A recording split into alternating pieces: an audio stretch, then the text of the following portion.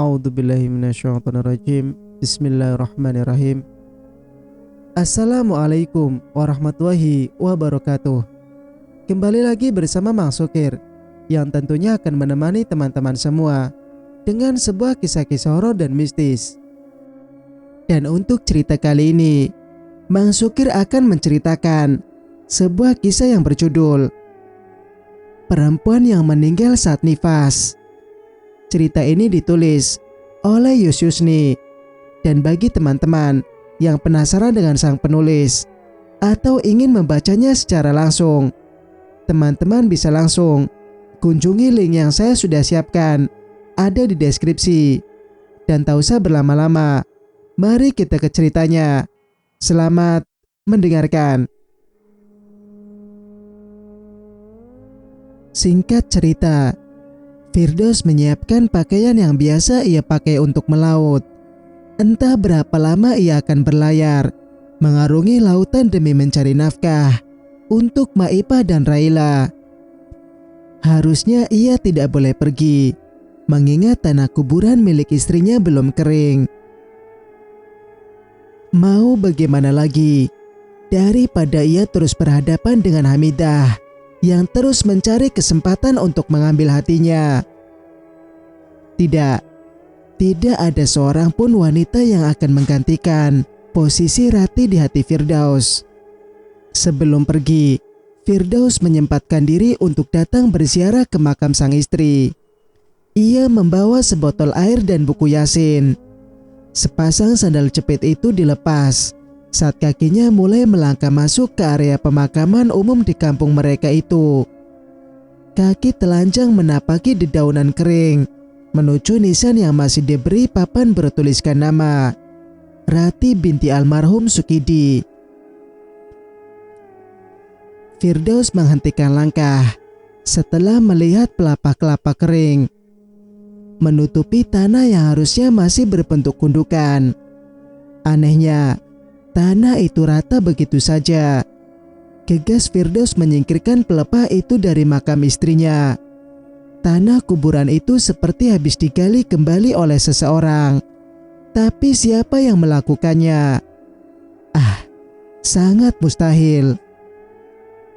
Lelaki itu menepis semua pikiran buruk yang menggerayanginya. Tanah kuburan sang istri dibuat kembali seperti semula. Ia menuangkan air dari dalam botol itu dan membaca Yasin.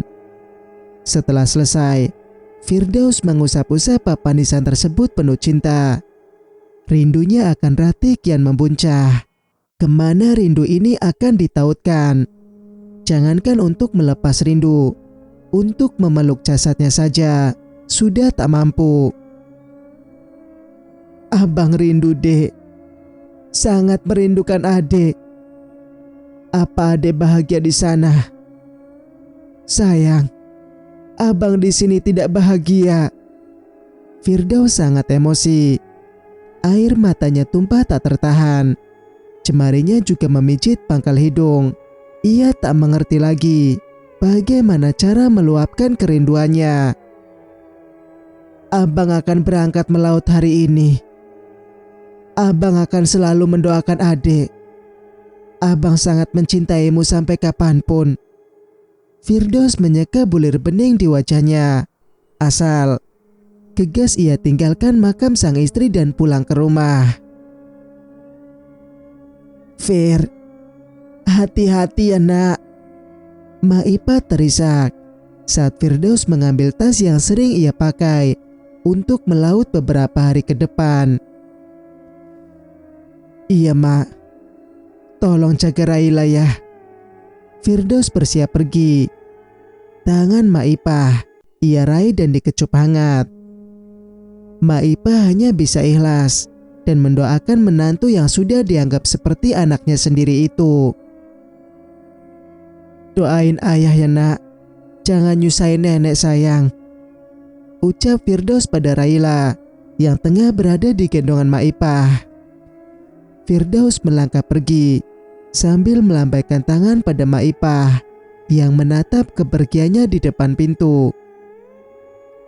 Singkat cerita, sebelum menaiki bot atau kapal Firdaus menunggu para temannya yang lain, serta sang pawang juga nakoda di warung yang ada di tepi pesisir pantai. Beberapa orang heran melihat dia karena sudah berani meninggalkan rumah sebelum 40 hari istrinya meninggal. Fir, kau udah melaut aja. Mendiang Rati juga belum 7 hari. Celetuk seorang pria sambil menikmati kopi di warung tersebut. Iya bang, aku segan pada Maipah. Apalagi istriku sudah tiada, jawab Firdaus santai. Ya setidaknya tunggu 7 atau 40 hari Fir. Kasihan juga kan anakmu. Mau gimana lagi bang? Aku juga terpaksa. Firdaus menggaruk kepalanya meski tak gatal. Tidak mungkin juga ia membeberkan apa alasannya pergi melaut secepat itu yang sebenarnya. Nakoda dan pawang kapal telah datang. Firdaus agak lega karena mereka telah mengerti kenapa secepat itu ia ingin berangkat. Sambil menunggu jadwal yang telah ditetapkan, mereka duduk sejenak sambil minum kopi, makan kue, dan bahkan masih sempat bermain gaple. Riuhnya di warung itu membuat Firdaus sedikit melupakan kesedihannya. Ia menatap laut di hadapannya sambil menikmati semilir angin sepoi-sepoi. Sesekali asap rokok di mulutnya dimainkan. Firdaus tak sadar jika ia diperhatikan oleh sang pemilik warung. Wanita berumur 40 tahun itu mendekat setelah siap melayani pembeli di warungnya. Fir, sapa wanita itu sembari mengambil posisi duduk di hadapan Firdaus di sebuah kursi panjang. Iya kak. Firdaus yang semula memandangi laut bergeser duduknya berhadapan dengan wanita tersebut. Fir, kau tidak merasa aneh dengan kematian istrimu? Tanya wanita itu pelan.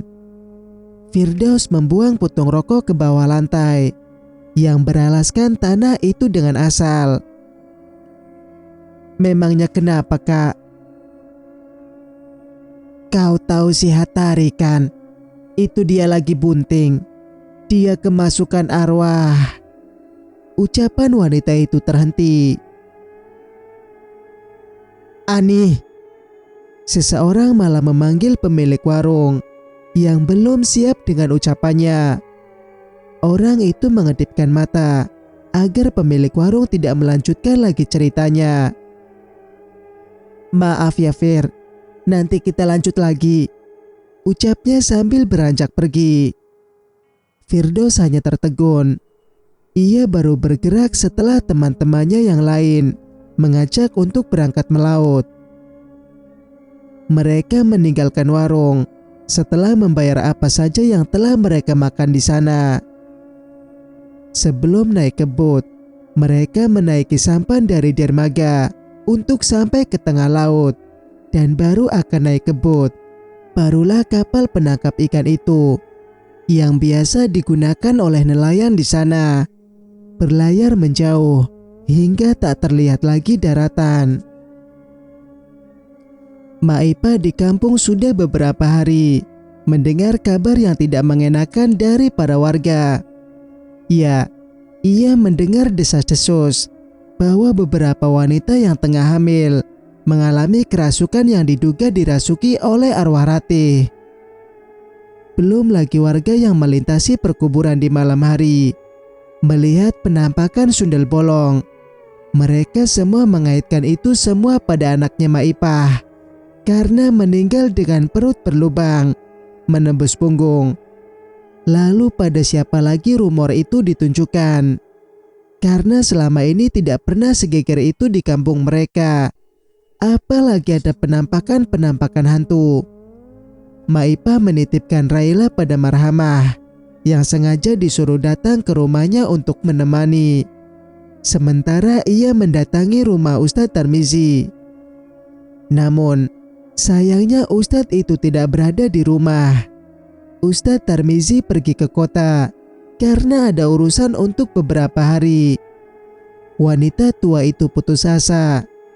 Pada siapa lagi ia akan meminta tolong akan kegundahan hatinya. Tidak mungkin anakku menjadi sundel, seru batinnya. Dengan langkah gamang, ia memutuskan untuk kembali pulang. Tapi di jalan ia mendapatkan tatapan sinis dari warga. Orang-orang dulu sering menyapanya, kini seolah membuat jarak. Maipa pulang dalam keadaan sedih. Di teras rumahnya sudah ada Hamidah. Wanita itu tengah menggendong Raila sambil memberikan susu formula. Assalamualaikum, seru Maipa dengan suara parau. Waalaikumsalam, sahut Hamidah. Mana Marhamah? Maipa celingukan ke dalam. Tadi dia meninggalkan Raila bersama Marhamah, bukan Hamidah. Oh, Mace itu sedang ke belakang sebentar, jawab Hamidah. Maipa menghela napas berat. Dia duduk terhenyak di kursi panjang yang ada di sudut teras. Pikirannya menerawang jauh entah kemana. Hamidah yang memperhatikan sejak tadi ikut duduk di samping Maipa. Kenapa, Mak? Maipa menggelengkan kepala. Tatapannya nanar. Mak marah, aku terus saja ke sini, tanya Hamidah pelan. Tidak ada apa-apa. Maipa mana mungkin mengatakan yang sebenarnya. Maipa mana mungkin mengatakan yang sebenarnya pada Hamidah, bahwa ia tengah gelisah karena kabar mendiang anaknya yang jadi sundel bolong dan meneror warga. Hamidah meneguk saliva. Ia mengatur napas karena ada sesuatu yang ingin ia katakan. Mak, apa karena Rati yang menjadi... Ucapan Hamidah terjeda. Maipa seketika mendelik tajam. Hamidah memutuskan untuk diam. Maaf, Mak, seru wanita itu. Maipa lantas diam. Sampai Marhamah datang mencecarnya dengan berbagai pertanyaan tentang desas-desus itu. Sudah kau datangi Datuk Ramli? Tanya Marhamah untuk terakhir kalinya. Belum. Mak, Datuk Ramli itu bukannya dukun kampung ya? Jangan percaya padanya. Lupakan apa yang dikatakan warga. Mereka memang suka begitu, celetuk Hamidah. Jadi aku harus apa? Sedih hatiku. Anakku dituduh jadi sundel bolong. Rati itu adalah wanita solehah. Semasa hidupnya tidak pernah berbuat buruk. Sangat tidak masuk di akal apa yang dikatakan mereka. Pungkas Maipa terseduh-seduh. Ia bergegas masuk ke dalam rumah. Marhamah dan Hamidah hanya saling lempar pandang.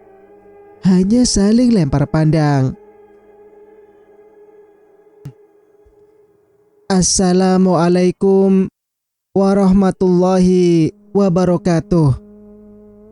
Innalillahi wa inna ilaihi raji'un. Telah meninggal dunia saudara kita Hatari binti Saiful, istri dari saudara Darwis, beralamat Dusun Datuk Lamo. Terdengar pengumuman kabar duka dari masjid.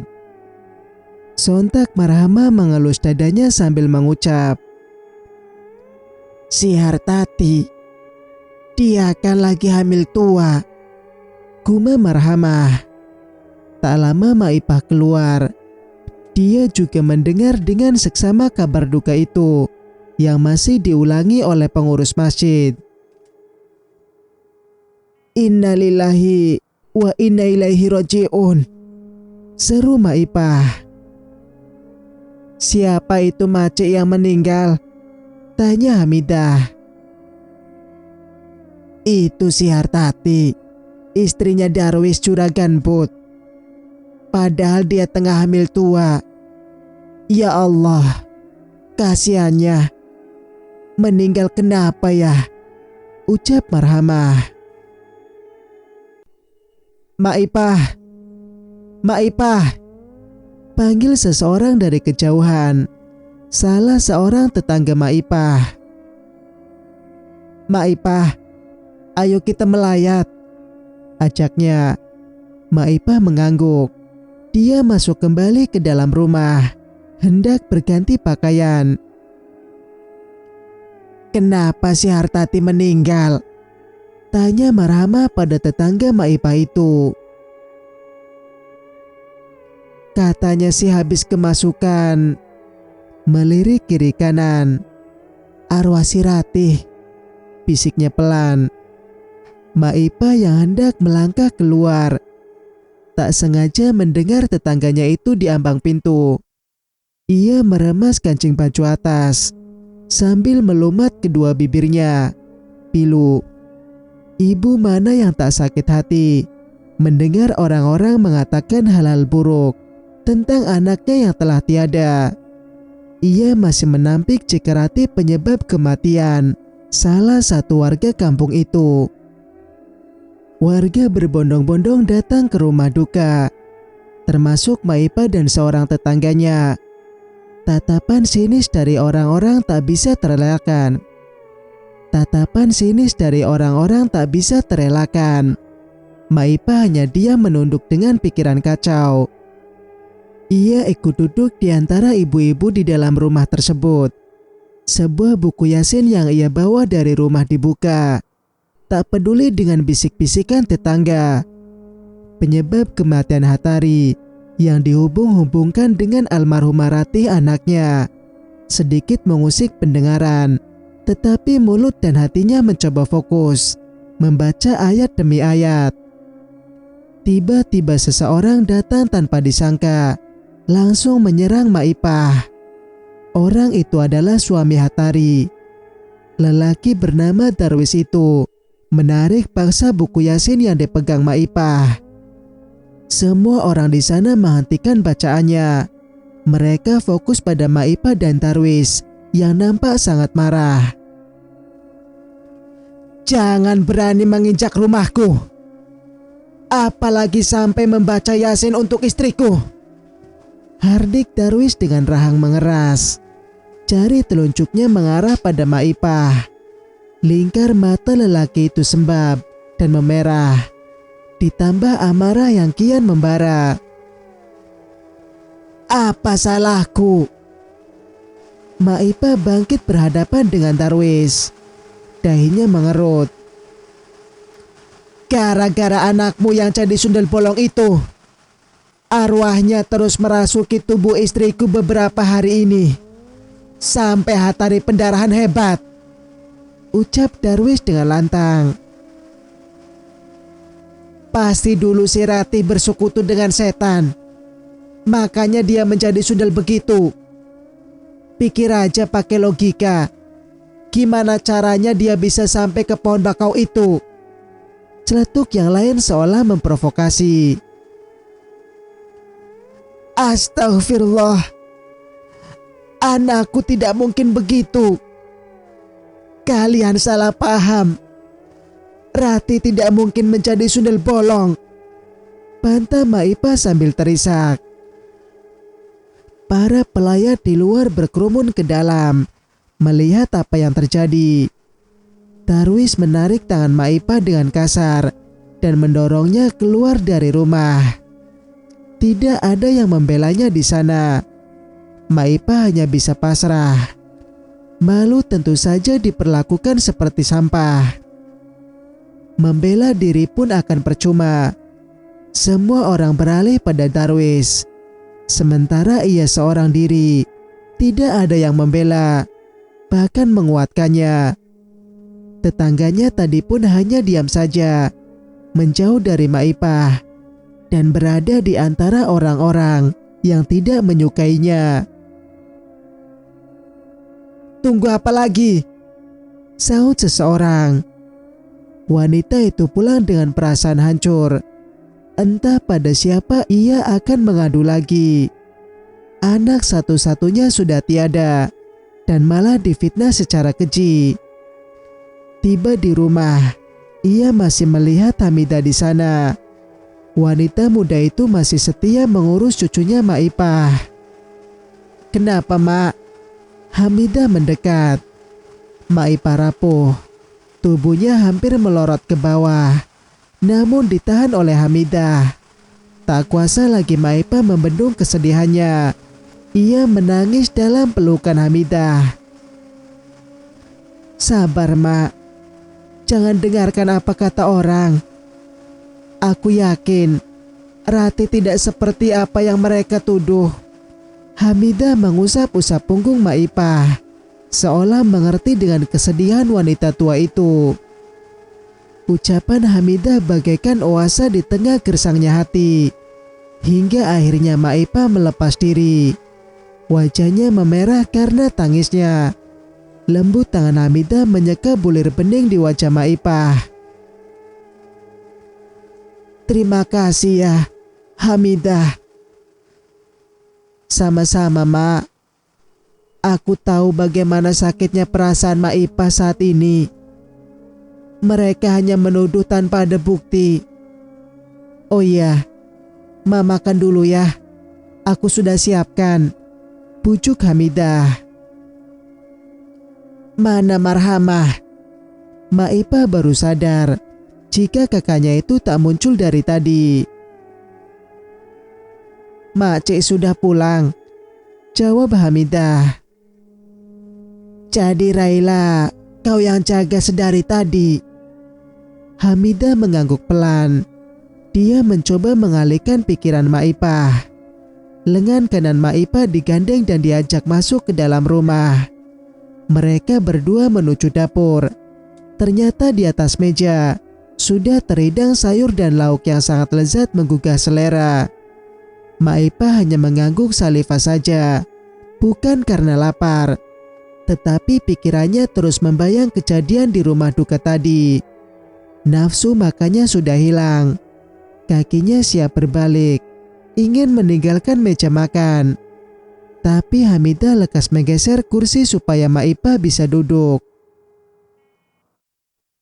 Mak, makan ya. Ini aku buatin.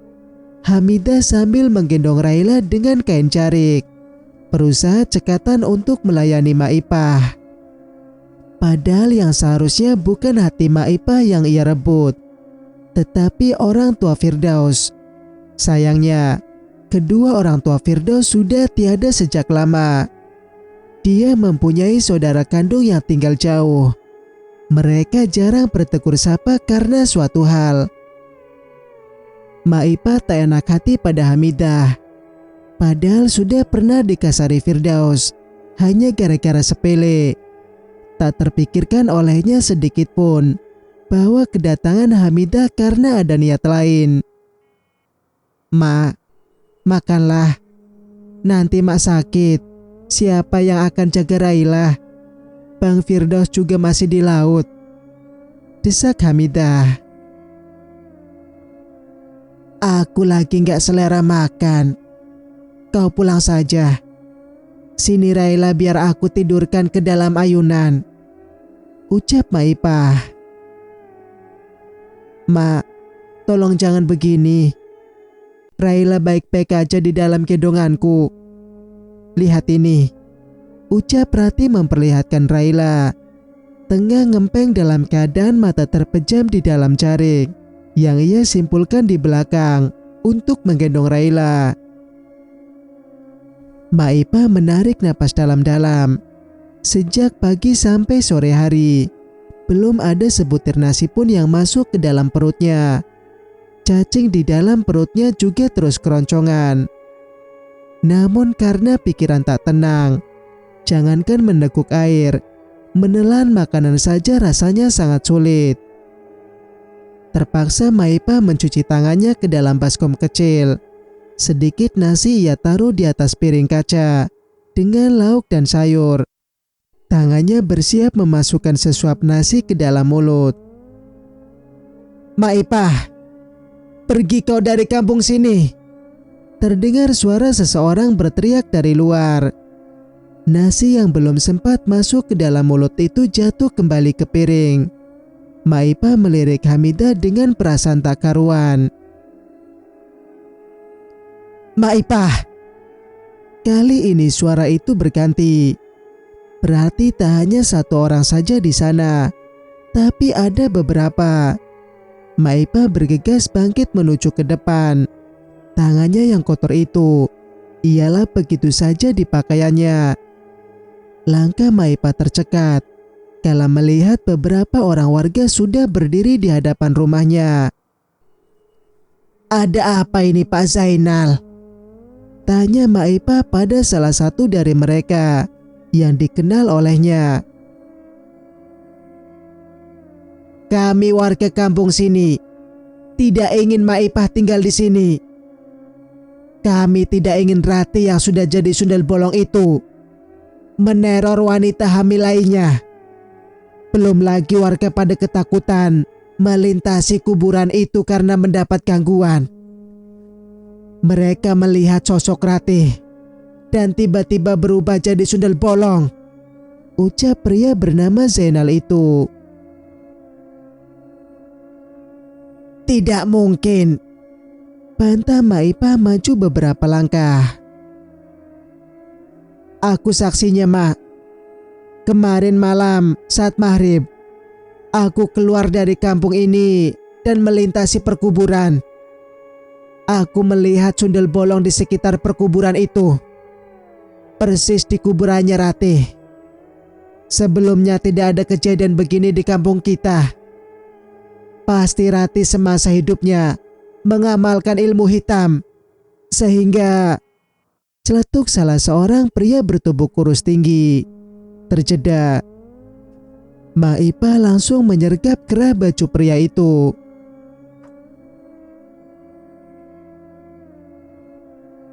Cerita pun bersambung.